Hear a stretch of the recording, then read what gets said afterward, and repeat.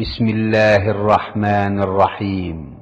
পরম করুণাময় ও অসীম দয়ালু আল্লাহর নামে শুরু।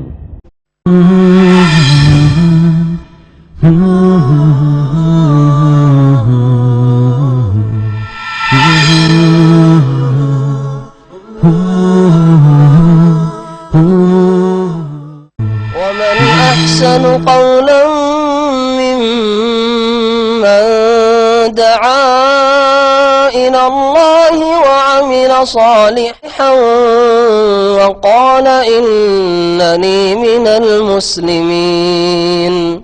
الحمد لله نحمده ونستعينه ونستغفره ونعوذ بالله من شرور أنفسنا ومن سيئات أعمالنا من يهده الله فلا مضل له ومن يضلل فلا هادي له وأشهد أن لا إله إلا الله وحده لا شريك له وأشهد أن محمدا عبده ورسوله صلى الله تعالى عليه وعلى آله وصحبه وسلم تسليما كثيرا. أما بعد فأعوذ بالله من الشيطان الرجيم. بسم الله الرحمن الرحيم.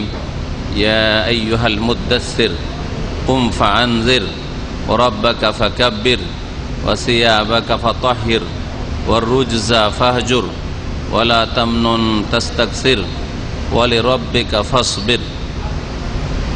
সম্মানিত শ্রোতামণ্ডলী, আল্লাহ পাক রব্বুল আলমিনের যাবতীয় প্রশংসা যে আল্লাহ পাক রব্বুল আলমিন এক ও একক, যার কোনো শরিক নেই, যার ইবাদত বন্দেগীর জন্য আল্লাহ পাক রব্বুল আলমিন একমাত্র মানুষকে সৃষ্টি করেছেন যে তারা এক আল্লাহর ইবাদত বন্দেগী করবে। তার ইবাদত বন্দেগী করাই হচ্ছে মানব জীবনের লক্ষ্য উদ্দেশ্য।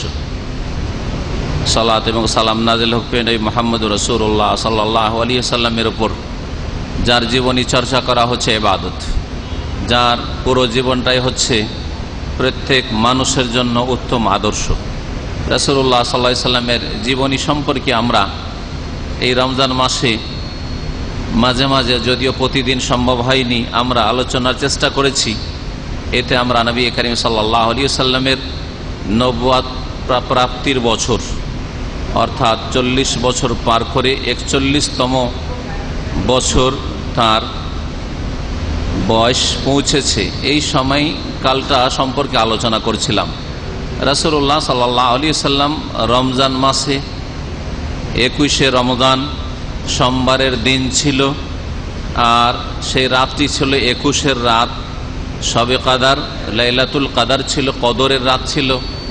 এই রাতে ফজরের পূর্বে রাসূলুল্লাহ সাল্লাল্লাহু আলাইহি ওয়াসাল্লামের কাছে সূরা আলাকের প্রথম 5টি আয়াত নাজিল হয়, যে সম্পর্কে এর আগে আলোচনা করেছি।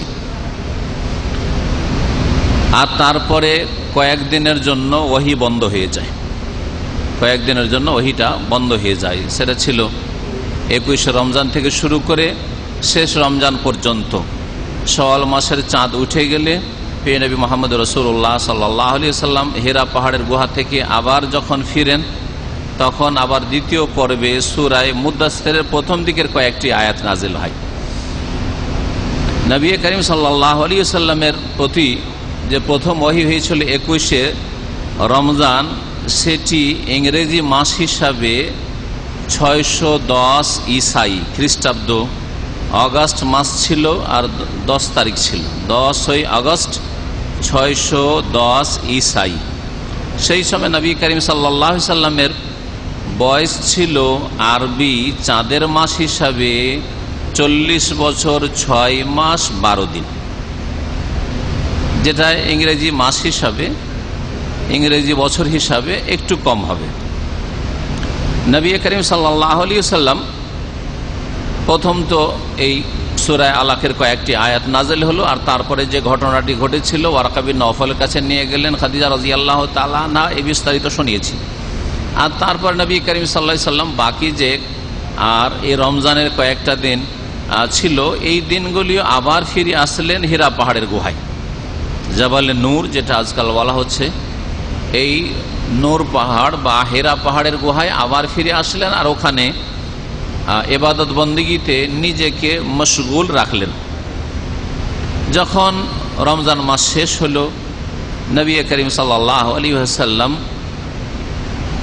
ফিরে গেলেন নিজ বাড়িতে, বেরোলেন হীরা পাহাড়ের গুহা থেকে। এই সময়তে ওহী বন্ধ ছিল। আল্লাহ পাকের পক্ষ থেকে নবী সাল্লাল্লাহু আলাইহি ওয়াসাল্লামের কাছে ওহী এসেছে একবার, আর আসার পরে আবার বন্ধ হয়ে গেছে কয়েকদিনের জন্য। এতে বিচলিত হয়েছিল রাসূলুল্লাহ সাল্লাল্লাহু আলাইহি ওয়াসাল্লাম। কয়েকদিনের জন্য বন্ধ হয়েছিল, এটা হচ্ছে গবেষক ওলামাদের কথা। আর একটি মত হচ্ছে যে বেশ কয়েক বছরের জন্য বন্ধ হয়েছিল, কিন্তু তার সত্যতা বলিষ্ঠভাবে প্রমাণিত হয় না।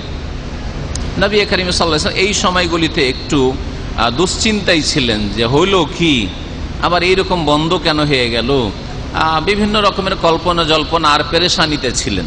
নবী করিম সাল্লাল্লাহু আলাইহি ওয়াসাল্লাম যখন হেরা পাহাড়ের গুহা থেকে বের হলেন সওয়ালের চাঁদ উঠে গিয়ে ওই ঈদের দিনে সকাল সকাল, বলছেন তার ভাষায় শুনে রাসূলুল্লাহ সাল্লাল্লাহু আলাইহি ওয়াসাল্লামের হাদিসে বলছেন, ফালাম্মা ইস্তামতানতুল ওয়াদিয়া, যখন আমি উপত্যকার মাঝখানে পৌঁছিলাম, অর্থাৎ পাহাড় থেকে নেমে পাহাড়ের নিচে যে নিচু জায়গাটা থাকে এটাকে ওয়াদি বলা হয়, ওই জায়গাতে পাহাড় থেকে নেমে যখন পৌঁছিলাম, নদী তো তখন একটি ডাক যেন আসলো, কে যেন আমাকে ডাক দিচ্ছে। ফানাজারতু আইয়ামিনি, ইয়া মুহাম্মদ, ইয়া রাসূলুল্লাহ, এই বলে ডাক আসছে। এই ডাক শুনে রাসূলুল্লাহ সাল্লাল্লাহু আলাইহি ওয়াসাল্লাম এদিক সেদিক তাকিয়ে দেখছেন, স্বাভাবিক আপনাকে ডাক দিলে দেখবেন যে কে আমাকে ডাকলো, সামনে পিছনে। বলছেন ফানাজারতু আইয়ামিনি ফালাম আরা শাইআন, ডান দিকে দেখলাম যে কে ডাকলো আমাকে, কিছুই দেখতে পাই না, খালি। ওয়া নাজারতু আন শিমালি ফালাম আরা শাইআন, বাম দিকে দেখলাম, বাম দিকেও কেউ নেই, ডাকছে কে রে বাবা। ওয়া নাজারতু আমামি ফালাম আরা শাইআন, সামনের দিকে দেখছি যে কে হয়তো সামনের দিক থেকে ডাকছে, সামনেও কেউ নেই। ওয়া নাজারতু খালফি ফালাম আরা শাইআন, পিছন দিকে ঘুরে দেখলাম, পিছন দিকে ফিরে দেখছি যে পিছন দিকে হয়তো কেউ ডাকছে, তাও কিছু দেখতে পেলাম না। ফারাফাতু রাশি, তখন আমি ওপর দিকে তাকালাম। এই কয়টা দিক, চারিদিক দেখা শেষ, এখন ওপর দিকে তাকিয়ে দেখছেন ডাকছে কি, আওয়াজ আসছে যে আমাকে যেন কেউ ডাকলো, আর দেখতে পাচ্ছে না কাউকে। ওপর দিকে তাকিয়ে দেখলাম আকাশের দিকে, ফাইজাল মালাক আল্লাযী জাআনি বিহরা জালিসুন আলা কুরসিন বাইনাস সামাই ওয়াল আরদ, ওই ফেরেশতাকে দেখছি, জিবরাইল আলাইহিস সালাতু সালাম, যেই ফেরেশতা আমার কাছে এর পূর্বে হীরা পাহাড়ের গুহায় এসেছিলেন, ওই ইকরা বিসমি রাব্বিকাল্লাযী খালাক খালাকাল ইনসানা মিন আলাক, এই আয়াতগুলি নিয়ে তিনি বসে আছেন এক কুরসিতে বিরাজমান হয়ে আছেন, বাইনাস সামাই ওয়াল, আকাশ এবং জমিনের মাঝখানে। ফাজয়িস্তু মিনহু রুবান, ভয়ে ভীত সন্ত্রস্ত হয়ে পড়লাম আমি, থরথর করে কাঁপতে শুরু করে রাসূলুল্লাহ সাল্লাল্লাহু আলাইহি ওয়াসাল্লাম ভয়ে এই দৃশ্য দেখে। হাত্তা হাওয়াইতু ইলাল আরদ, এমনকি ভয়ে আমি মাটিতে পড়ে গেলাম। রাসূলুল্লাহ সাল্লাল্লাহু আলাইহি ওয়াসাল্লাম জমিনে পড়ে গেলেন, তারপরে উঠলেন, আসলেন খাদিজা রাদিয়াল্লাহু তাআলা আনহার কাছে, এসে বললেন জাম্মিলুনি জাম্মিলুনি দাসসিরুনি, আমাকে কম্বল জড়িয়ে দাও, আমাকে চাদর জড়িয়ে দাও, চাদর পরিয়ে দাও, খুব ঠান্ডা লাগছে, খুব শীত লাগছে, জ্বর চলে এসছে রাসূলুল্লাহ সাল্লাল্লাহু আলাইহি সাল্লামকে। আর জ্বর আসলে মাথায় পানি ঢালা, এটা এখনো আছে। বলছেন রাসূলুল্লাহ সাল্লাল্লাহু আলাইহি ওয়াসাল্লাম, সুব্বু আলাইয়া মাআন বারিদান, আর আমার মাথায় ঠান্ডা পানি ঢালো, ঠান্ডা পানি ঢালো আমার মাথায়। ফাদাসসিরুনি, বলছেন রাসূলুল্লাহ সাল্লাল্লাহু আলাইহি ওয়াসাল্লাম যে আমার পরিবারের লোকেরা আমাকে চাদর জড়িয়ে দিল আর আমার শরীরে ঠান্ডা পানি ঢালতে শুরু করলো। আয়াত নাজেল হলো এই দ্বিতীয় পর্বে, যে আয়াতগুলি আজকে শুরুতে আমি পাঠ করেছি, সূরা মুদাসসিরের প্রথম দিকের কয়েকটি আয়াত। ইয়া আইয়ুহাল মুদাসসির কুম ফাআনজির ওয়া রাব্বাকা ফাকাব্বির ওয়া সিয়াবাকা ফাতাহহির ওয়ার রুজজা ফাহজুর ওয়ালা তামনুন তাস্তাকসির ওয়া লিরাব্বিকা ফাসবির। এই 7টি ছোট্ট ছোট্ট আয়াত নাজেল হলো। আর মক্কি জীবনে নবী করিম সাল্লাল্লাহু আলাইহি ওয়াসাল্লামের উপর যেই সূরাগুলি, যে আয়াতগুলি নাজেল হয়েছে, ওর বাহ্যিক লক্ষণ হচ্ছে আয়াতগুলি ছোট ছোট, লম্বা লম্বা আয়াত নয়, 1 লাইন 2 লাইন 3 লাইনের আয়াত নয়, 5 লাইন 7 লাইনের আয়াত নয়, ছোট ছোট আয়াত। ইয়া আইয়ুহাল মুদাসসির একটি আয়াত হয়ে গেল, কুম ফাআনজির আরেকটি আয়াত হয়ে গেল, এইভাবে ছোট ছোট আয়াত।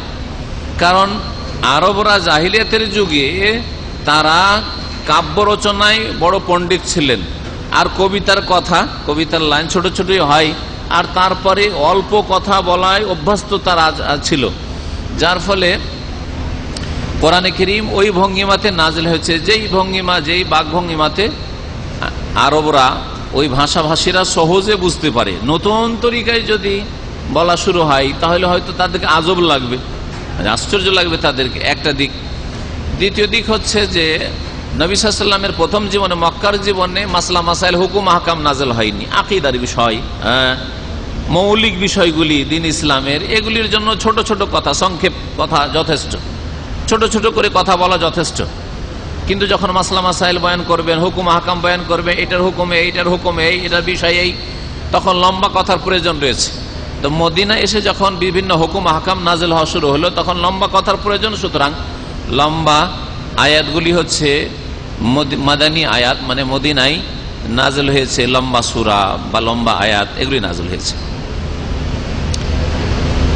আয়াতগুলির এখন ব্যাখ্যা দেখা যাক, তাফসীর দেখা যায়। আল্লাহ পাক কি বলতে চাইছেন দ্বিতীয় পর্বে রাসূলুল্লাহ সাল্লাল্লাহু আলাইহি ওয়াসাল্লামকে সম্বোধন করে? ইয়া আইয়ুহাল মুদ্দাসসির, হে চাদর আবৃত।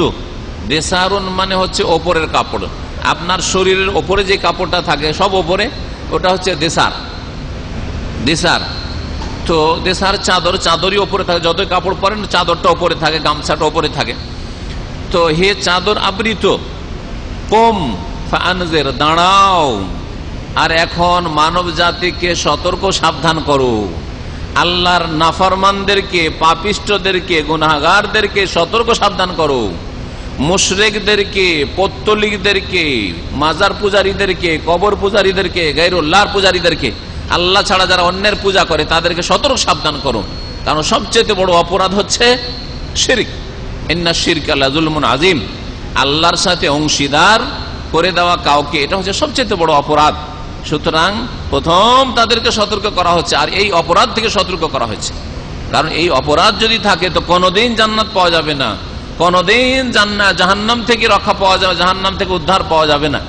কিন্তু যদি অন্যান্য অপরাধ থাকে, জাহান্নামে জ্বলে পুড়ে আল্লাহ পাক সাফ করে তৌহিদ, আল্লাহর একত্ব যদি ঠিক থাকে, শিরক মুক্ত মানুষ থাকে, তো একদিন কখনো জান্নাতে আসতে পারে, আল্লাহ রহম হবে।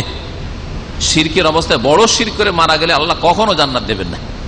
ইন্নাহু মান ইউশরিক বিল্লাহি ফাকাদ হারামাল্লাহু আলাইহিল জান্নাহ, আল্লাহ পাক ইরশাদ করেছেন সূরাতুল মায়েদার একটি আয়াতে, শুনে রাখো, যারা আল্লাহর সাথে শিরক করে, আল্লাহর সাথে অন্যের ইবাদত বন্দেগী করে, ইন্নাহু মান ইউশরিক বিল্লাহ, আল্লাহর কাজে শরীক করে, আল্লাহর ইবাদতে শরীক করে, আল্লাহ পাক রব্বুল আলামিন গুণে শরীক করে, আল্লাহর জাতে শরীক করে, যে কোনো রকমের শিরক হোক না কেন, ফাকাদ হারামাল্লাহু আলাইহিল জান্নাহ, জেনে রাখো যে তার জন্য আল্লাহ জান্নাতকে হারাম করেছেন। ওয়া মাওয়াহুন নার, সুতরাং তার বাসস্থান হচ্ছে জাহান্নাম।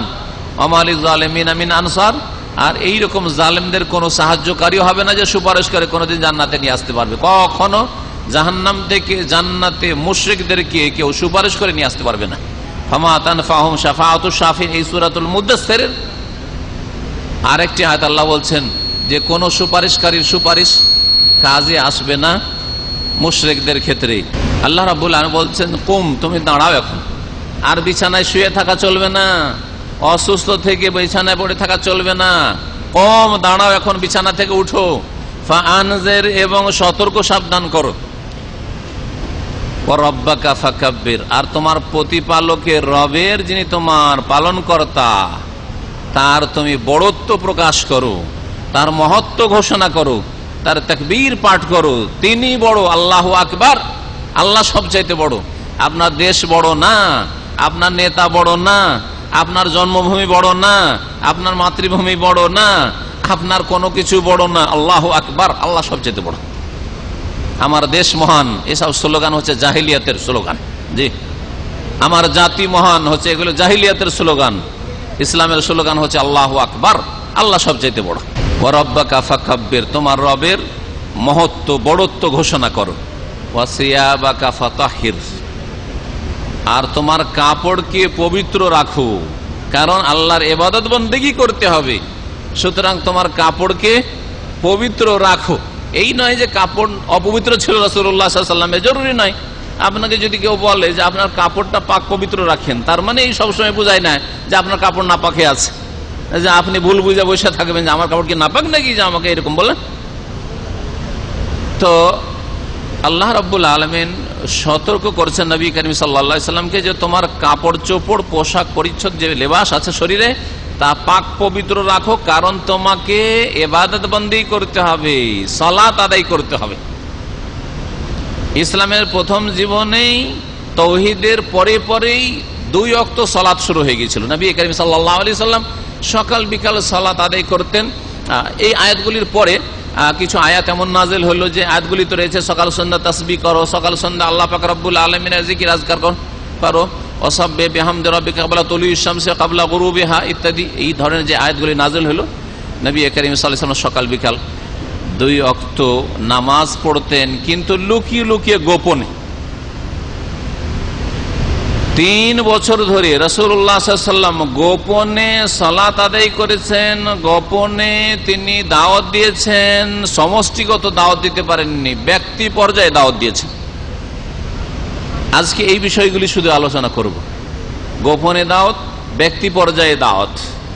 আপনি যখন এই রকম দুর্বল পরিস্থিতি থাকবেন, আপনার সিচুয়েশন, আপনার অবস্থা যখন বলছে যে আমি কমজোর, আমি দুর্বল, আমি একা, আমার সাথে মাত্র 5 জন, আর আমার বিরোধী যারা শিরিক করে, যারা বিদআত করে, যারা বেনামাজ, যারা বেদিন, যারা নাস্তিক, তারা হচ্ছে মেজরিটি, তখন আপনাকে ব্যক্তি পর্যায়ে দাওয়াত দিতে হবে, গোপনে গোপনে দাওয়াত দিতে হবে, ঘরে ঘরে দাওয়াত দিতে হবে। তখন ওয়াজ মাহফিল সাজিয়ে দিলে হবে না। যেমন এক শ্রেণীর লোকেরা এইরকম ভুল কাজগুলি করে, কিছু সহিহ কথা শিখেছে, তাওহীদ শিখেছে, সুন্নাত শিখেছে, আর শিরক বিদআত সম্পর্কে একটু সতর্ক হয়েছে, আর দেশে গিয়ে আবেগে একটা দিল একটা মাহফিল, পয়সা আছে, বিদেশ থেকে যাচ্ছে, আর পয়সার তো অভাব না, দিল একটা মাহফিল। হ্যাঁ, আরে আপনার পায়ের তলায় মাটি নেই, আর আপনি এত বড় কাজ করে বসে আছেন। একটু চিন্তা করতে হবে, এগুলো হিকমতের খেলাফ। রাসূলুল্লাহ সাল্লাল্লাহু আলাইহি ওয়াসাল্লামের সিরাত জীবনের প্রতিটি ক্ষেত্রে আমাদেরকে দিক নির্দেশনা দেবে। আপনি কি অবস্থায় আছেন, আপনার বংশ, আপনার শ্বশুর বংশ, আপনার মায়ের বংশ, আপনার বাপের বংশ, 3টা বংশে দাওয়াত দেন, আর ব্যক্তি পর্যায়ে আবার ওদেরকে জমা করে দিয়েন না, না তো বহু দুশ্মন দাঁড়িয়ে যাবে। হ্যাঁ, ব্যক্তি পর্যায়ে ঘরে ঘরে যান। আর আপনি জানেন বাল্য জীবন থেকে আপনার অনেক বন্ধু রয়েছে, বাল্য জীবনের বন্ধু রয়েছে, আর বাল্য জীবনের অনেক হিতাকাঙ্ক্ষী দরদী রয়েছে, যারা আপনার কথা যদি কবুল নাও করে তো আপনার ক্ষতি করবে না। হয়তো আপনার কথা মানতে পারছে না, কিন্তু আপনার ক্ষয়ক্ষতি হোক, আপনি কারো কাছে মার খান, আর আপনি অপদস্থ হন, লাঞ্ছিত হন, এটা চাই না। হয়তো আপনাকে অন্তর থেকে ভালোবাসে ওই লোকেরা। এগুলি হচ্ছে ব্যক্তি পর্যায়ের দাওয়াত। তো নবী করিম সাল্লাল্লাহু আলাইহি ওয়াসাল্লাম দীর্ঘ 3 বছর ধরে, অথচ রাসূলুল্লাহ তার কাছে ওহী আসছে, আমার কাছে আপনার কাছে ওহী আসে না, তার কাছে সাপোর্ট আসছে আল্লাহর পক্ষ থেকে। সকাল বিকাল জিবরাইল আলাইহিস সালাম আসমান থেকে নেমে আসছেন। তার ঈমান, ইয়াকিন কত উচ্চ পর্যায়ের। তারপরেও আমাদেরকে শেখানোর জন্য আল্লাহ পাক রব্বুল আলামিন এই হিকমত কৌশল শিখিয়েছেন যে আপনি যখন যে অবস্থায় আছেন সেই অবস্থাকে সামনে রেখে আপনি ইসলাম প্রচারের কাজ করবেন। আপনি একটা ছোট্ট ঢিল, হ্যাঁ, যদি আর ছোট্ট একটা পাথর কঙ্কর হাতির ওপর ছুঁড়ে দেন তো কি করবেন আপনি? হ্যাঁ, একটা সিংহের ওপর যদি ছুঁড়ে দেন তো আপনি কি করবেন? কিছুই করতে পারবেন না। সুতরাং এই ক্ষেত্রে আমাদের হিকমত কৌশল থাকা জরুরি। আল্লাহ পাক রব্বুল আলামিন এই হিকমতের কথা কোরআনে কারীমের বহু আয়াতে বলেছেন। আল্লাহ পাক রব্বুল আলামিন ইরশাদ করেছেন, ইয়া আইয়ুহাল মুদ্দাসসির কুম ফাআনজির ওয়া রাব্বাকা ফাকাব্বির ওয়া সিয়াবাকা ফাতাহির ওয়া রুজজা ফাহজুর। আর শিরকে পরিহার করো। রুজ মানে হচ্ছে মূর্তি পূজা, রুজ মানে হচ্ছে পুতুল পূজা, রুজ মানে হচ্ছে আল্লাহ ছাড়া অন্যের পূজা। সে পুতুল প্রতিমা রাখেন না, হয় গাছেরই পূজা হয়, লিঙ্গেরই পূজা হয়, হিন্দুদের মতো গরুর গাভীর পূজা হয়, অথবা কবর পূজারীদের মতো মাজারির পূজা হয়, সবগুলি রুজের মধ্যে শামিল। আল্লাহ ছাড়া অন্যের পূজাই হচ্ছে ও রুজ। আল্লাহ ছাড়া অন্যের পূজা, অন্যের উপাসনা, অন্যকে সেজদা করা, অন্যের কাছে ফরিয়াদ করা, অন্যের কাছে চাওয়া, অন্য কিছু, অন্য কেউ রোগ ভালো করতে পারে, বালা মুসিবত দূর করতে পারে, আর মনের কামনা বাসনা পূরণ করতে পারে, ছেলে মেয়ে দিতে পারে, ইত্যাদি ইত্যাদি। ফাহজুর, এগুলিকে পরিত্যাগ করো, ছাড়ো। তোমার জাতি শিরকে লিপ্ত রয়েছে। ওয়া রুজা ফাহজুর, তুমি এই শিরকি কর্মকাণ্ড ছেড়ে দাও, এর থেকে ফাহজুর মানে দূরে থাকো। নবী সাল্লাল্লাহু আলাইহি ওয়াসাল্লাম ছিলেন না, আগেও কোনোদিন নবী হওয়ার আগেও জীবনে কোনোদিন মেলাতেও যাননি, তো প্রতিমা পুতুলের কাছে যাওয়া তো দূরের কথা, হ্যাঁ, গায়রুল্লাহর পূজায় উপাসনা যাওয়া তো দূরের কথা, যাননি, কোনোদিন যাননি। ফাহজর মানে হচ্ছে দূরে সরে থাকো। সতর্ক করে দেওয়া হচ্ছে রাসূলুল্লাহ সাল্লাল্লাহু আলাইহি ওয়াসাল্লামকে। কারণ আল্লাহ যদি সতর্ক না করেন তাহলে বলার সুযোগ আছে, আল্লাহ আমি তো জানতাম না, আমি সারা জীবন যাইনি, কিন্তু একদিন চলে গেছি, কিছু জানতাম না। সেজন্য আল্লাহ রাব্বুল আলামিন প্রথম মুহাম্মদুর রাসূলুল্লাহ সাল্লাল্লাহু আলাইহি ওয়াসাল্লামকে, যাকে আল্লাহ পাক বাছাই করেছেন, মনোনীত করেছেন, তাকে সতর্ক করছেন এক বচন দিয়ে সরাসরি, আর পরোক্ষভাবে প্রত্যেক মানুষকে সম্বোধন করা হয়েছে। আর বিশেষভাবে প্রত্যেক মুসলিম যে আত্মসমর্পণকারী, যে বলে যে আমি আল্লাহর সামনে আত্মসমর্পণ করেছি, যে বলছে যে আমি রাসূলুল্লাহ সাল্লাল্লাহু আলাইহি ওয়াসাল্লামের নিয়ে আসা দ্বীনের সামনে আত্মসমর্পণ করেছি, মুসলিম, সেই ব্যক্তিকে সম্বোধন করা হচ্ছে ওয়ারুজ্জা ফাহাজুর, শিরকে পরিত্যাগ করো, আল্লাহ ছাড়া অন্যের পূজাকে পরিহার করো, অন্যের পূজা থেকে দূরে সরে থাকো। হাজারা এহাজারো মানে সম্পর্ক ছিন্ন করা। এই জন্য মানুষ যদি কেউ কারোর সাথে কথা বন্ধ করে দেয়, তাহলে ওকে আরবি ভাষায় হাজার বলা হয়। লা ইয়াহিল্লু লিল মুসলিমিন আন ইয়াহজুরা আখাহু ফাওকা সালাস। নবী করিম সাল্লাল্লাহু আলাইহি ওয়াসাল্লাম একজন মানুষের আরেকজন মানুষের সাথে সদ্ব্যবহারের ক্ষেত্রে বলছেন যে কোন মুসলিমের জন্য হালাল নয় আন ইয়াহজুরা আখাহু ফাওকা সালাস, যে কোন ভাইয়ের সাথে 3 দিনের বেশি কথা বন্ধ রাখবে, 3 দিনের বেশি সম্পর্ক ছিন্ন করে রাখবে, অথচ দেখা সাক্ষাতের সুযোগ হচ্ছে। হ্যাঁ, দেখা সাক্ষাতের সুযোগ হয় না, সে কোথায় থাকে আমি কোথায় থেকে, রাস্তাতে একটু তর্ক হয়ে গেল, মনোমালিন্য হলো, তারপরে ও কোথায় চলে গেল আমি কোথায় চলে গেলাম, সেটা আলাদা বিষয়। কিন্তু সামনাসামনি দেখা হচ্ছে, মসজিদে যেতে দেখা হচ্ছে, অথবা রাস্তাঘাটে চলতে ফিরতে দেখা হচ্ছে, বিল্ডিং এ উঠতে সিঁড়িতে দেখা হচ্ছে, অথবা ইফতার ক্যাম্পে আসতে দেখা হচ্ছে, আর এইদিকে মুখ একজন করছে আর একজন এইদিকে মুখ করছে, এটা 3 দিনের বেশি হারাম। লা ইয়াহিল্লু লিল মুসলিমিন আন ইয়াহজুরা আখাহু ফাওকা সালাস, কোন মুসলিমের জন্য জায়েজ নাই যে 3 দিনের বেশি কারো সাথে সম্পর্ক ছিন্ন করে রাখবে, কথা বন্ধ রাখবে। ওখানে আন ইয়াহজুরা, হাজারা ইয়াহজুরু শব্দটি ব্যবহার করেছেন রাসূলুল্লাহ সাল্লাল্লাহু আলাইহি ওয়াসাল্লাম। আর ওই দুইজনের মধ্যে যে দুইজনে মনোমালিন্য হয়েছে, ওই দুজনের মধ্যে কে ভালো বেশি, নবী সাল্লাল্লাহু বলছেন যে আলতাকিয়ানে, দুইজনের পরস্পর সাক্ষাতের সুযোগ সুবিধা হচ্ছে, ফায়ুরিজু হাযা আনহু ওয়া ইউরিজু হাযা আনহু, এ ওর থেকে মুখ ফিরিয়ে নিচ্ছে, ওর থেকে মুখ ফিরিয়ে নিচ্ছে, খবরদার এরকম কাজ যেন 3 দিনের বেশি না করে। ঠিক আছে, রাগটা ঠান্ডা হওয়ার জন্য, আর একটু সেও ঠান্ডা হোক, আমি একটু ঠান্ডা হয়ে যাই, নিজেকে মানিয়ে নেওয়ার জন্য 3 দিন আল্লাহ ছাড় দিয়েছেন। তার মানে এই নয় যে 3 দিন পর্যন্ত অহরহ আপনি কথা বন্ধ রাখবেন, এটা সর্বশেষ সীমানা, মেয়াদ, এরপরে আর চলবে না। কিন্তু যদি সাথে সাথে পারেন, এখনই মনোমালিন্য হলো সালাম আলাইকুম, সবচেয়ে ভালো মানুষ আপনি, সবচেয়ে ভালো মানুষ, মনোমালিন্য হইলো তার সাথে সাথে সালাম, 1 মিনিটের মধ্যে আবার দেখা হলো। ছোট বাচ্চাদের যেমন দেখেছেন, ছোট আপনার যদি 2টো বাচ্চা থাকে তো দেখবেন, ছোট বাচ্চাদের খেলা করতে করতে মিনিটের মধ্যে খেলতে খেলতে মারামারি হয়ে গেল, আর মারামারি হওয়ার পরে দুজনে কান্নাও করে না, কান্না করার পরে 1 মিনিট হয়নি, আবার দুজনে খেলা শুরু করে দিয়েছে, দুজনে হাসছে, দেখেছেন এরকম। কিন্তু কিছু বেকুব বাপ মা রয়েছে, ওই যে 1 মিনিটের ওই যে ওদের যে মারামারি হয়েছে, ওই নিয়ে ওরা বাপ মা ঝগড়া শুরু করে দিয়েছে, 2 ছেলের বাপ মাদের ঝগড়া শুরু করে দিয়েছে, করে না ওইদিকে দুই ছেলের বাপ মায়ের ঝগড়া চলছে, আর ওই 2 ছেলে ঝগড়া করার পর আবার খেলাধুলা করছে। এরকম গ্রামে গঞ্জে দেখা যায়। হ্যাঁ, ভাই, এক ভাইয়ের ছেলে আরেক ভাইয়ের ছেলে, এক বোনের ছেলে আরেক বোনের ছেলে মেয়ের সাথে এরকম দেখা যায় যে বোনে বোনে লাগিয়ে দিয়েছে ঝগড়া। হ্যাঁ, ভাই ভাই লাগিয়ে দিয়ে ঝগড়া, এই তোর ছেলে খারাপ, ও যে তোর ছেলে খারাপ। হ্যাঁ, এরা ঝগড়াতে মেতে আছে, আর এরা দুজন আবার ঝগড়া করে মিলে গেছে।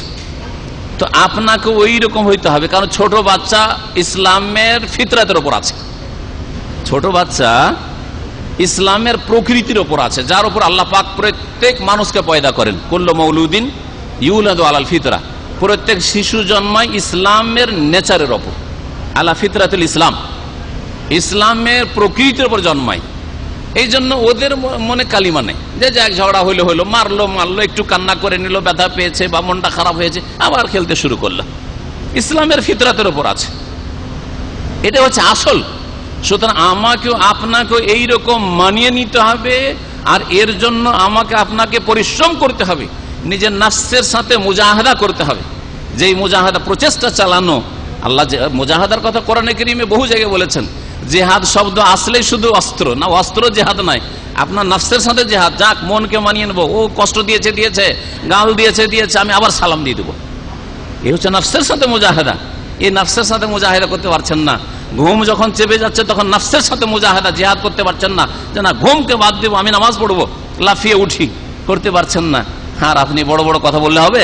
আল্লাহ পাক বলছেন নবী সাল্লাল্লাহু আলাইহি সাল্লামকে, ওয়ার রুজ্জা ফাহজর, শিরককে তুমি পরিত্যাগ করো, শিরক থেকে সম্পর্ক ছিন্ন করো।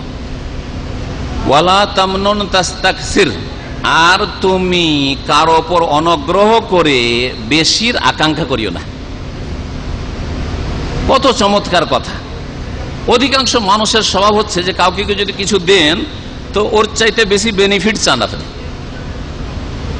গিফট যদি উপঢৌকন দেন তাও বেশির আশা রাখেন, ভালো ব্যবহার যদি করেন যদি তো আশা রাখেন যে ও যেন আমার সাথে ওর চাইতে ভালো ব্যবহার করে, হ্যাঁ ভালো আচরণ করে। আর এই রকমই যে কোনো ক্ষেত্রে যদি কাউকে ধার কর্জা দেন তাও আশা করে বসে আছেন। একবার যদি কাউকে 1000 রিয়াল ধার দেন তো এই আশা নিয়ে দিয়েছেন যে আজকে যদি 1000 দিয়ে এই বেচারা যদি একটু হেল্প করি তো এ লোক পয়সাওয়ালা লোক আছে, কিন্তু পয়সাওয়ালা, এখন না হয় অভাবে পড়েছে, প্রয়োজন আমাকে 10-20 হাজার 50 হাজার দিয়ে সাহায্য করবে। হ্যাঁ, এই আশা নিয়ে আগে থেকে অগ্রিম আশা করে বসে আছে। এটা হচ্ছে মানুষের বোধ ফিতরাত, বোধ চরিত্র। আল্লাহ পাক সতর্ক করছেন, ওয়ালা তামনুন তাস্তাকসির, অনুগ্রহ করে বেশি কামনা করবে এই কাজ করিও না। অনুগ্রহ করবে আল্লাহর সন্তুষ্টির জন্য। ইন্নামা নুতইমুকুম লিওয়াজহিল্লাহ, আমি তোমাকে খেতে দিল আল্লাহর জন্য দিচ্ছি, ধার দিল আল্লাহর জন্য দিচ্ছি, হাদিয়া যদি উপঢৌকন গিফট দিই তো আল্লাহর জন্য দিচ্ছি, আল্লাহর সন্তুষ্টির জন্য দিচ্ছি। ছোট ভাইয়ের সাথে ভালো ব্যবহার করছি, তার খরচ খরচা বহন করছি, আল্লাহর জন্য করছি। বাপ মায়ের সাথে করছি, আল্লাহর জন্য করছি। ছেলে মেয়ের জন্য সাথে করছি, আল্লাহর জন্য করছি। এইভাবে প্রত্যেকের সাথে ওয়ালা তামনুন তাস্তাকসির। কারণ যদি আপনি কারো সাথে অনুগ্রহ করেন মানে ভালো ব্যবহার করেন, কিছু উপকার করেন, করার পর যদি আশা রাখেন আর আশা যদি নিরাশায় পরিণত হয়, না পান, তো মনে খুব কষ্ট হবে, যেটা আল্লাহ চান না। আল্লাহ চান না যে আমার বান্দা কষ্ট পাক। যেই লোক আশা রেখেছে যে আমার ছোট ভাইকে পড়িয়ে মানুষ করলাম, ডাক্তার করলাম, ইঞ্জিনিয়ার করলাম, আমার কাজে আসবে, আমার ছেলেদের কাজে আসবে, সেই ব্যক্তি কষ্ট পেয়েছে। আর যে একমাত্র আল্লাহর জন্য করেছে সে কষ্ট পায়নি। আল্লাহ আমাকে দায়িত্ব দিয়েছে, আমার বাপ মা পারে না, বাবা মার আর্থিক সচ্ছলতা নেই, সেই জন্য আমি আমার ভাইয়ের হেল্প করে দিলাম, আমার ভাইটাকে মানুষ করে দিলাম, আল্লাহর সন্তুষ্টির জন্য। আখেরাতে পাবো, আল্লাহ দুনিয়াতেও দেবেন, আখেরাতেও দেবেন। আল্লাহর কাছে নেব, ওই ভাইয়ের কাছে আশা রাখবো, এইরকম আশা নিয়ে নয়। এইরকম লোকেরা কখনো কষ্ট পায়নি। কারণ যদি ভাই ভালো ব্যবহার করে আলহামদুলিল্লাহ, নাও যদি করে আলহামদুলিল্লাহ, আল্লাহ দেবেন আমাকে। আমার যেই ভাইকে আমি মানুষ করলাম সে যদি নাও দেয়, আমার মেলা ভাই আছে, আল্লাহ পাক পয়দা করে দেবেন, আল্লাহ পয়দা করে ওর জন্য ওসিলা পয়দা করে দেবেন, কষ্ট কখনো হবে না। তো আল্লাহ রাব্বুল আলামিন দ্বিতীয় পর্বে যে নবী সাল্লাল্লাহু আলাইহি ওয়াসাল্লামের যে আয়াতগুলি নাযিল করেছিলেন, আল্লাহ পাক রাব্বুল আলামিন বলছেন ওয়ালা তামনুন তাস্তাকসির। তারপরে বলছেন শেষ হুকুম, ওয়ালি রাব্বিকা ফাসবির, আর তোমার রবের সন্তুষ্টির উদ্দেশ্যে ধৈর্য ধারণ করো। এই যে দ্বিতীয় পর্বে নবী সাল্লাল্লাহু আলাইহি ওয়াসাল্লামের উপর আয়াত নাযিল হচ্ছে, এতে নবী সাল্লাল্লাহু আলাইহি ওয়াসাল্লামকে আল্লাহর জন্য ধৈর্য ধরতে বলা হচ্ছে, আল্লাহর জন্য ধৈর্য ধরতে বলা হচ্ছে। এতে অনেক দূর পর্যন্ত ইঙ্গিত করে দেওয়া হয়েছে রাসূলুল্লাহ সাল্লাল্লাহু আলাইহি ওয়াসাল্লামকে, দেখো মুহাম্মদ, তুমি যেই কাজ নিয়ে উঠেছো আর যেই কাজের জন্য তোমাকে প্রস্তুত করেছি আর যেই গুরু দায়িত্ব তোমার উপর চাপিয়েছি, যেই নবুয়ত আর রিসালাত দিয়ে তোমাকে ধন্য করেছি, তোমাকে ধৈর্য ধরতে হবে। তোমার উপর জুলম অত্যাচার করবে, তোমার মাথা আহত করবে, তোমার দাঁত শহীদ করবে, তোমার সাহাবাই কেরামদের উপর জুলম অত্যাচার হবে, তোমাকে তোমার মাতৃভূমি মক্কা থেকে বিতাড়িত করবে। সমস্ত নবী সাল্লাল্লাহু আলাইহি ওয়াসাল্লামের যে জীবনের ইতিহাস রয়েছে, যত খারাপ আচরণ করেছে কাফের মুশরিকরা, যতগুলি যুদ্ধ বাঁধিয়েছে, বদর হোক, ওহদ হোক আর খন্দক হোক, যতগুলি হোক এই কাফেররা বাঁধিয়েছে, সবগুলির দিকে ইঙ্গিত রয়েছে যে তুমি আল্লাহর সন্তুষ্টির জন্য ধৈর্য ধারণ করবে। তোমার আপনজনরা তোমাকে বড় কষ্ট দেবে, কিন্তু আল্লাহর জন্য ধৈর্য ধরতে হবে। যখন আল্লাহর জন্য ধৈর্য ধরতে লাগবেন তখন আপনি কিন্তু একজন সলিড হয়ে যাবেন। আল্লাহ এত শক্তিশালী আপনাকে করে দেবেন, মনোবল এত শক্ত হয়ে যাবে, আপনার মজবুত হয়ে যাবে যে আপনার পাহাড়ের সাথে টক্কর দিতে কোনো অসুবিধা নেই। কারণ আমি ভুল পথে না, আমি আল্লাহর পথে রয়েছি, আল্লাহর সন্তুষ্টির জন্য আমি কাজ করছি। আমাকে যদি কেউ গাল দেয়, আল্লাহর জন্য গাল দিচ্ছে, আমার চলন দোষে গাল দেয়নি, আমার ভাষার দোষে গাল দেয়নি, আমি একটা পয়সা কারো বেইমানি করে রাখিনি যে আমাকে গাল দিচ্ছে, তারপরে যদি আমাকে কেউ গাল দেয় দিনের দাওয়াতের জন্য, তো আল্লাহর জন্য গাল খাচ্ছি, আল্লাহর জন্য মার খাচ্ছি, আল্লাহর জন্য কেউ আমার বিরোধিতা করছে, আমার শত্রুতা করছে, কোনো পরোয়া নেই।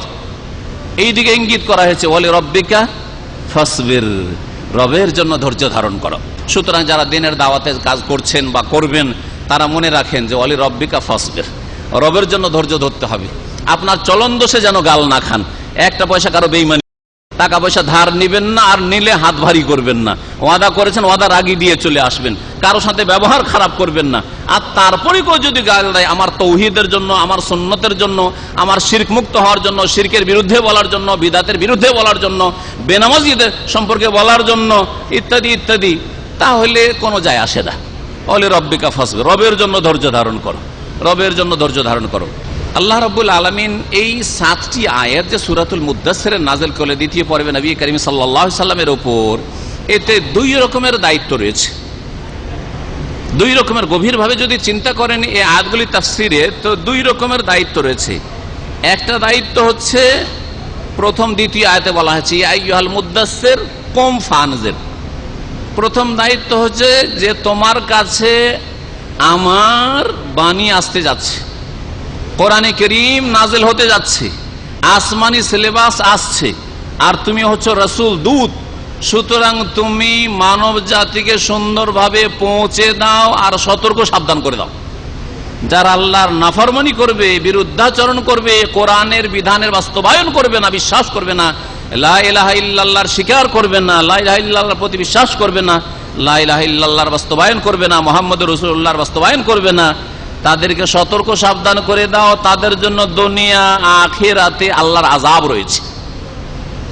দুনিয়াতে আল্লাহর আযাব রয়েছে আর আখিরাতে আল্লাহ পাকের আযাব রয়েছে। দুনিয়াতে আল্লাহ পাকের আযাব যা দেখলেন মক্কার কাফের মুশরিকদের জন্য, মাত্র কয় বছর, নবুয়তের পরে, আর হিজরতের পরে 8 বছর, নবুয়তের পরে 13 বছর, 13 বছর আর 8 বছর, 8 বছরে মক্কা বিজয় হয়ে গেল। কাফেরদের নাম গন্ধ আর নাই মক্কাতুল মুকাররমায়, বরং কাফেরদের ঢোকা নিষেধ মক্কাতুল মুকাররমায়।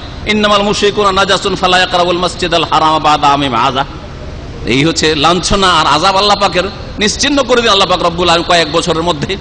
চোখের সামনে লোকেরা দেখতে থাকলো যে হাই রে, এই কাফেররা কত জাদ্রেল, আবু জাহাল, আবু লাহাব, অথবা শাইবা, রাবিয়া, ওয়ালিদ, এরা কত বড় হোমরা চোমরা সব ছিল, মস্তান ছিল, কোথায় গেল? নিশ্চিহ্ন হয়ে গেল। এদের নসল প্রজন্ম পর্যন্ত নেই।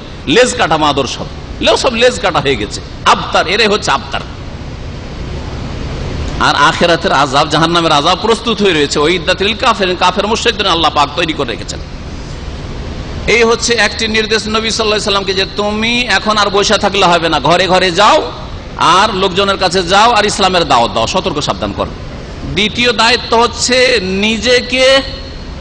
নিজেকে সুসজ্জিত করা, আকীদা দ্বারা, আমল দ্বারা। বাকি আয়াতগুলিতে বলা হয়েছে আল্লাহ পাকের বড়ত্ব ঘোষণা করো, আল্লাহর তৌহিদের ঘোষণা করো, আল্লাহ পাক রব্বুল আলামিনের গুণগান করো, আল্লাহ পাকের হামদ সানা করো ইত্যাদি। আর নিজে পাক পবিত্র থাকো, কারণ পবিত্র থেকে তোমাকে আল্লাহ পাকের ইবাদত বন্দেগী করতে হবে। শিরকের নাপাকি থেকে মুক্ত থাকো। শরীরে যতগুলি নাপাকি হইতে পারে বাইরে থেকে বা কাপড়ে, সেগুলি থেকে নিজেকে পবিত্র রাখো আর ধৈর্য ধারণ করো। এইভাবে আল্লাহ রাব্বুল আলামিন দ্বিতীয় যে হুকুমটা, দায়িত্বটা দিলেন নবী সাল্লাল্লাহু আলাইহি ওয়াসাল্লাম, সেটা হচ্ছে নিজেকে আমল দ্বারা নিজেকে সুসজ্জিত করা, অর্থাৎ আল্লাহর আদেশের বাস্তবায়ন করা। যেই ব্যক্তি অন্য লোকের জন্য আদর্শ হবে, মডেল হবে, সেই ব্যক্তিকে ভালো মানুষ হইতে হবে। আপনি যদি চরিত্রহীন হন তাহলে লোকের আপনাকে কি ফলো করবে? যারা ফলো করে তারাই চরিত্রহীন হয়ে যাবে। সুতরাং রাসূলুল্লাহ সাল্লাল্লাহু আলাইহি সাল্লামকে এখানে বলা হচ্ছে যে তুমি চরিত্রবান হয়ে যাও, তুমি আল্লাহ পাকের দিন প্রতিষ্ঠা করো নিজের ব্যক্তি জীবনে, যাতে করে তোমাকে দেখে লোকেরা শিখে, তোমাকে আদর্শ মানব হিসাবে গ্রহণ করে, উসওয়ায়ে হাসানা হিসাবে গ্রহণ করে।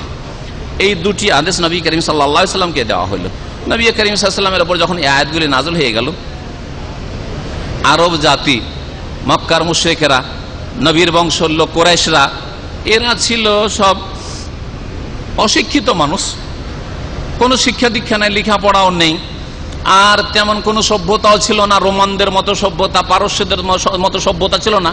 কারণ আজকে থেকে 1500 বছর আগে প্রাচীন সভ্যতা ছিল আমার রোমান সভ্যতা আর পারস্য সভ্যতা। আরবরা সভ্যতা থেকে অনেক দূরে ছিল। এরা সাদা সাদা জীবন, যাযাবরের জীবন কাটাইতো।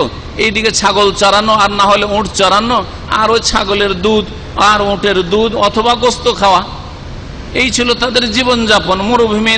মরুভূমিতে তাদের জীবনযাপন করা। আর এদের ধর্মকর্ম ছিল মূর্তি পূজা করা, কাবার চারিদিকে 360টি মূর্তি রেখে পূজা করা। আর এদের দলিল, ধর্মের জন্য দলিল, প্রমাণ, প্রুফ, এদের প্রুফ হচ্ছে বাপ দাদা পূর্বপুরুষ। বাপ দাদা করতো, আমরা করছি। এই ধর্ম কেন? বলছে আমাদের বাপ দাদা করে এসছে, আমরাও করছি। এটাই হলো আজকালকার মেজরিটি মুসলিমদের দলিল। এই মাজার পূজা কেন করো? বলছে বাপ দাদা করে আসছে, এটা কি ভুল? হ্যাঁ, বাপের ধর্ম ছেড়ে দেবো, বাপকে অস্বীকার করব? আরে পীরের মুরিদ কেন হচ্ছে? বলছে বাপ দাদা, আমার বাপও পীরের মুরিদ ছিল, আমার দাদাও পীরের মুরিদ ছিল, আমিও পীরের মুরিদ। এগুলো হলো দলিল আজকালকার মূর্খ সমাজের। যেই দলিলটা মক্কার মুশরিকরা 1400 বছর আগে পেশ করেছে, এই দলিলই আজকাল মেজরিটি মুসলিম ভারত, বাংলাদেশ, পাকিস্তানের পেশ করে থাকে। যে এইরকম কেন মিলাদ কেন করেন? আরে আমাদের যতদিন ধরে জন্মেছি এরকম মিলাদ দেখে আসছি, আবার মিলাদ করব না কেন? শবে বরাত কেন করেন? বলছে যখন থেকে আমার চোখ ফুটেছে আর যখন থেকে আমি গ্রামে দেখছি ও শবে বরাত হয়ে আসছে, কেন করব না? ব্যাস, লোকেরা করছে, সেটাই দলিল। হ্যাঁ, দল ভারী, এটাই হচ্ছে দলিল। আর বাপ দাদা করে এসছে, এটাই হচ্ছে দলিল। মক্কার মুশরিকদের দলিলটা ওই রকমই ছিল। আর এদের গোত্রীয় শাসন ছিল, রাষ্ট্রীয় শাসন ছিল না। আর এদের কাছে আখলাক চরিত্র বললে তেমন কিছু ছিল না। যদি তারা মুডে চলে আসলো, ব্যাস করব, লড়বো, এইরকম ছিল তারা জাতি। আর যে কোনো সমস্যার সমাধান তারা তরবারিতে খুঁজতো। কোনো একটা কিছু সমস্যা হলে মারামারি করো, শেষে যা হবে দেখা যাবে, তরবারি নিয়ে বেরিয়ে পড়তো। এই ছিল তাদের অবস্থা। নবী করিম সাল্লাল্লাহু আলাইহি সাল্লাম এই পরিস্থিতিতে আল্লাহ বলছেন কুম ফানজির, যাও, বেরিয়ে যাওয়ার মানুষকে সতর্ক করো। এখন গিয়ে যদি লোকেরা 25, 50টা, 100টা, 200টা লোক বসে আছে কোনো মাহফিলে, আর ওখানে গিয়ে নবী সাল্লাল্লাহু আলাইহি ওয়াসাল্লাম যদি বলা শুরু করেন, ইয়া আইয়ুহান নাস, হে মানব সকল, কুলু লা ইলাহা ইল্লাল্লাহ, বলো সবাই লা ইলাহা ইল্লাল্লাহ, আল্লাহ ছাড়া তো সত্য মাবুদ নেই, এই কথা যদি প্রথম চোটে বলা শুরু করেন তো সাথে সাথে গলা কেটে দেবে, চাপ শেষ। না, এটা হিকমত নয়। দেখলেন যে এদের কাছে আমি আল্লাহর দিন যদি এইভাবে পেশ করি সমষ্টিগতভাবে, তাহলে প্রথমখানে এরা বাসা মেরে দেবে। নবী করিম সাল্লাল্লাহু আলাইহি ওয়াসাল্লাম তখন ব্যক্তি পর্যায়ে দাওয়াত দেওয়া শুরু করলেন, একা একা। আর খুঁজতে লাগলেন যে কার কাছে প্রথম যাব, কাকে গিয়ে বললে ভালো হয়। এটাই আপনার তরিকা হবে।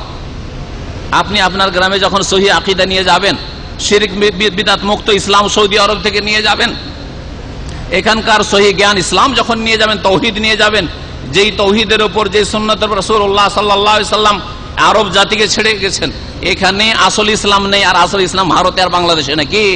হ্যাঁ, কখনো হইতে পারে না। তাহলে এখানে না মাজার পূজা, না এখানে পীর পূজা, না পীরের আস্তানা খানকা, না পীর মুরিদির ব্যবসা, আর দেশে পীর মুরিদির ব্যবসা। তাহলে কোনটা ইসলাম আপনার কি বুঝে আসে না? না আপনাকে বুঝতে হবে না? না যেখানে যাবেন সেখানে ওই রকম করবেন? এখানকার ইসলাম পালন করে নিলেন, এখান থেকে টাকা পয়সা রিয়াল নিয়ে যখন চলে গেলেন তখন বাংলাদেশি ইসলাম পালন করা শুরু করলেন। এটা করলে কি আর ইসলাম পালন হবে? এর নাম তো ইসলাম না। ইসলামে একটা নাজল হয়েছে, ইসলামে একটি নাজল হয়েছে, আর সেটা আরব জগতে নাজল হয়েছে, সেটা মক্কাতুল মুকাররমায় মদিনা মুনাওয়ারায় নাজল হয়েছে।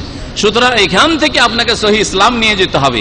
আপনাকে অন্ধভাবে অনুসরণ করতে বলছেন, আপনাকে শিখতে হবে। আর এই শিখার জন্য ইসলামী সেন্টারগুলি খোলা আছে। আল্লাহর রাস্তে আসেন, রমজানে আসেন এই কটা দিন, আর তারপরে রমজানের পরে আপনার ইসলামী সেন্টার আল্লাহর রাস্তে আসেন। আসার পরে ইসলাম শিখেন।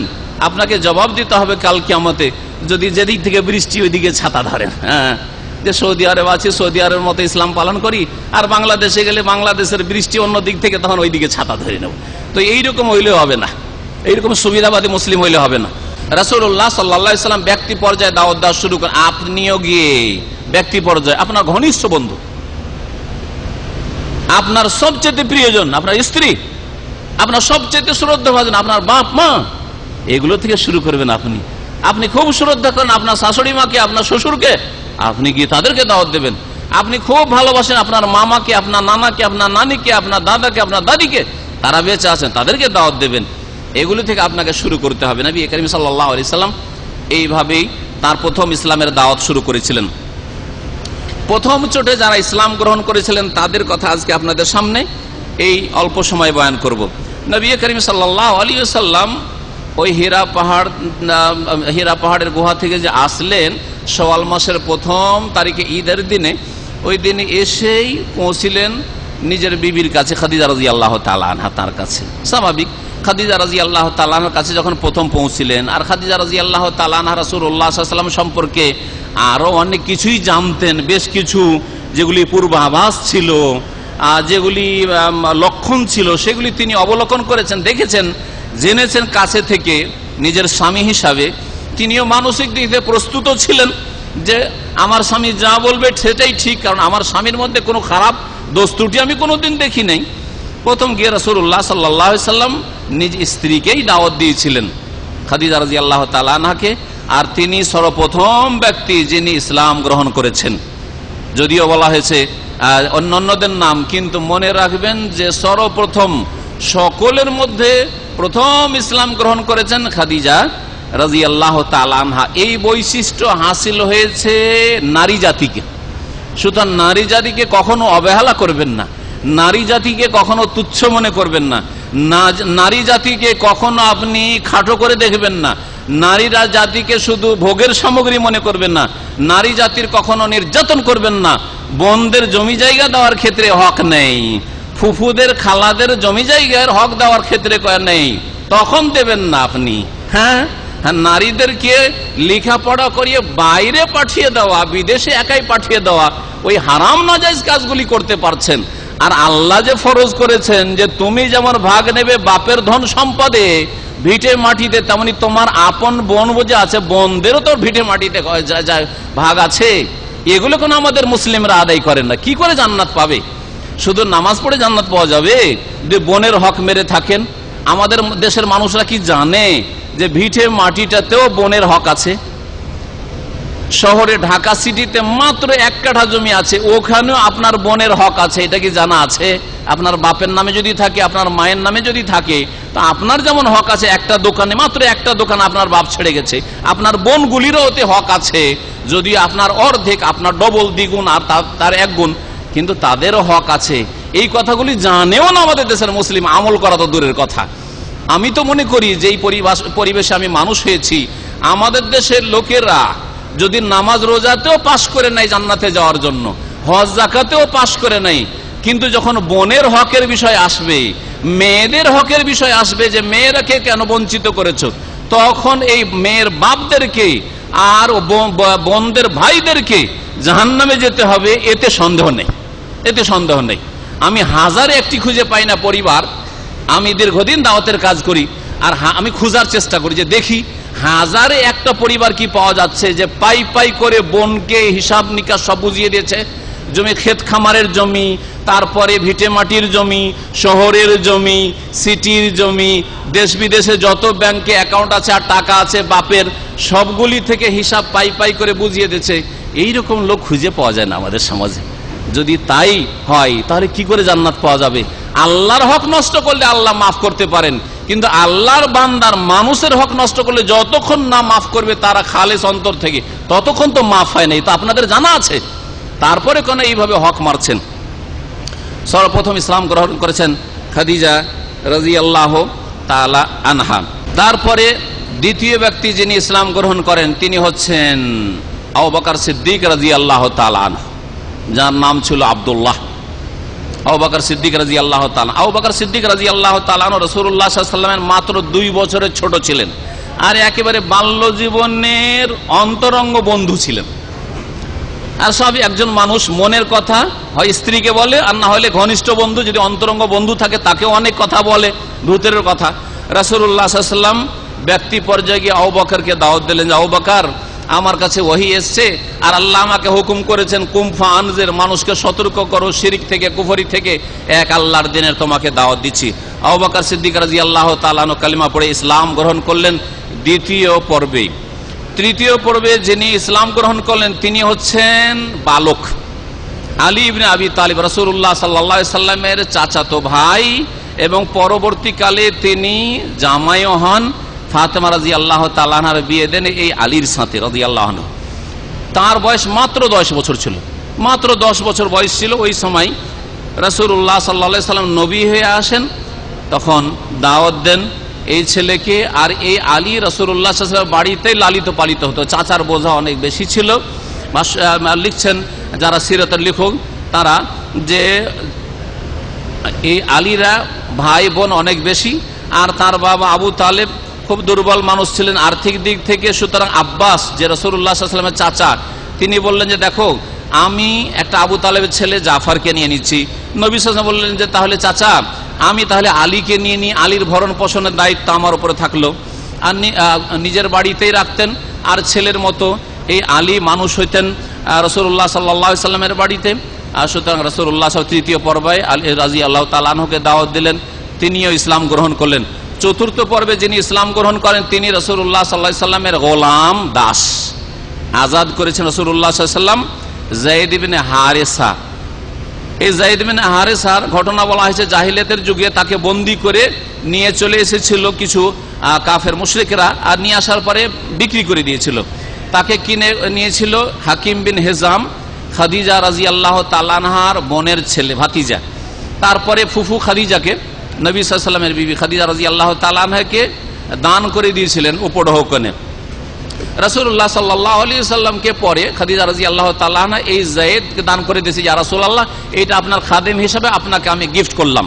তো রাসূলুল্লাহ সাল্লাল্লাহু আলাইহি ওয়াসাল্লামের কাছেই থাকতেন যায়েদ ইবনে হারেসা।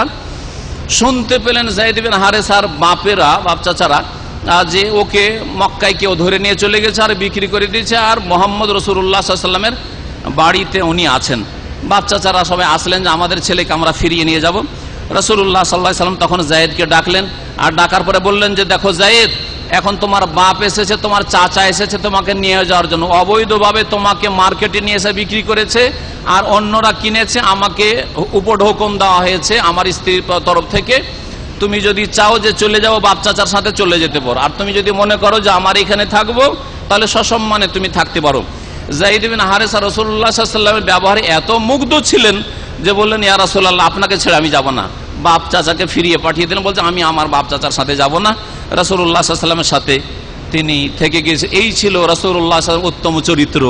বাপকে ছেড়ে দিয়ে, চাচাকে ছেড়ে দিয়ে, বংশধরকে ছেড়ে দিয়ে রাসূলুল্লাহ সাল্লাল্লাহু আলাইহি ওয়াসাল্লামের সাথে থাকার জন্য প্রস্তুত, যে আমি যাব না, আমার বাপের সাথে আমি যাব না। এই যায়েদ ইবনে হারেসা 4 নম্বরে ইসলাম গ্রহণ করেছেন, আর এই 4 জন একই দিনে ইসলাম গ্রহণ করেছেন। আজকে এখানে আমার আলোচনা শেষ করছি। আর বাকি যারা প্রথম দিকে ইসলাম গ্রহণ করেছেন আশায়ে মুবাশশারা আর অন্যান্য সাহাবায়ে কেরামরা মক্কায়, তাদের কথা ইনশাআল্লাহ তাআলা আগামী দিনগুলিতে আপনাদের সামনে পেশ করার চেষ্টা করব। আল্লাহ পাক রব্বুল আলামিন যেন রাসূলুল্লাহ সাল্লাল্লাহু আলাইহি ওয়াসাল্লামের সার্বিক জীবনে অনুসরণ করার তৌফিক দান করেন। রাসূলুল্লাহ সাল্লাল্লাহু আলাইহি ওয়াসাল্লামের মহব্বত সত্যিকার অন্তরে, সত্যিকার অর্থে আমাদের অন্তরে আল্লাহ পাক যেন পয়দা করে দেন। রাসূলুল্লাহ সাল্লাল্লাহু আলাইহি ওয়াসাল্লামের তরিকা আমাদের জীবনের প্রতিটি ক্ষেত্রে চলার যেন তৌফিক দান করেন। রাসূলুল্লাহ সাল্লাল্লাহু আলাইহি ওয়াসাল্লামের দ্বীন যেন জানার আমাদেরকে তৌফিক দান করেন, মেনে চলার জন্য আল্লাহ পাক তৌফিক দান করেন। আল্লাহ পাক আমাদের যেন সার্বিক কল্যাণ দান করেন। আবার স্মরণ করিয়ে দিচ্ছি, আজকে আবার আপনাদের লাইলাতুল কদর রয়েছে। সুতরাং আর লাইলাতুল কদরে আপনারা মেহনত করবেন, ইবাদত বন্দেগী করবেন। আল্লাহ পাক যেন বেশি বেশি ইবাদত বন্দেগীতে সময় কাটাবার তৌফিক দান করেন। সুবহান রাব্বিকা রব্বিল ইজ্জাতি আম্মা ইয়াসিফুন ওয়া সালামুন আলাল মুরসালিন ওয়া আলহামদুলিল্লাহি রাব্বিল আলামিন।